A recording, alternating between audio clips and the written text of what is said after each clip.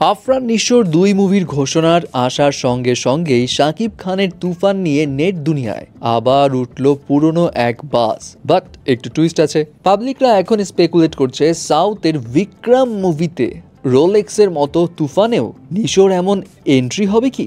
কেন এমনটা ভাবা সেটার পিছেও সলিড যুক্তি আছে, সেগুলোও শেয়ার করছি। বাট তার আগে বলি, দীর্ঘ ১ বছর ধরে আড়ালে থাকার পর গতকাল নিশোর ২টো মুভির ঘোষণা আসে, যেটা যৌথ প্রযোজনায় বানানো।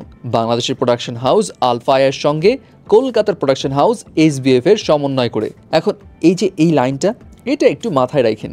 আমরা সবাই জানি শুরু থেকেই তুফানে ভিলেন হিসেবে নিশো থাকবে এমন একটা বাজ উঠেছিল, যেটা পরে রায়হান রাফি ক্লিয়ার করে দেন যে এই গুঞ্জনটা ভুয়া। কিন্তু তিনি ক্লিয়ার করলেও তুফানে নিশোর থাকার বিষয়টি পিছু যেন ছাড়ছেই না, বারবার উঠেই আসছে। ফর এক্সাম্পল, তুফানের টিজার যখন রিলিজ পায় তার কিছুদিন পর নেট দুনিয়ায় টিজারের একটা ছোট্ট অংশ নিয়ে হইচই পড়ে যায়।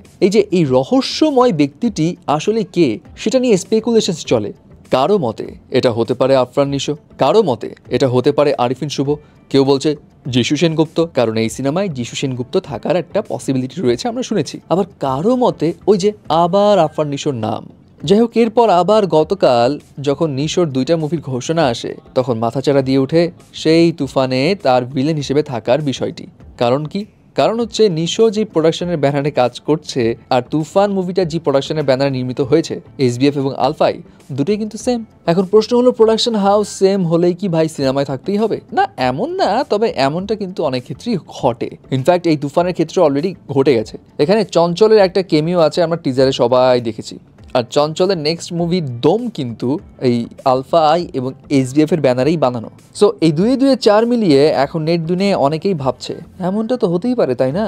একদম শেষে গিয়ে মেইন ভিলেন হিসেবে আফরান নিশোর আগমন ঘটছে, মানে যেমনটা ঘটেছিল কামাল হাসানের বিক্রমে, যেখানে কেমিও হিসেবে রোলেক্স ক্যারেক্টারে অ্যাক্টর সুরিয়া হাজির হয়। অ্যান্ড হয়তো এখানেও শেষে গিয়ে নিশোর একটা কেমিও থাকবে এবং তুফানে সে একটা ধামাকা দিবে শেষে। অ্যান্ড মেবি ওখান থেকেই তুফান 2 এর একটা হিন্টস পাওয়া যাবে।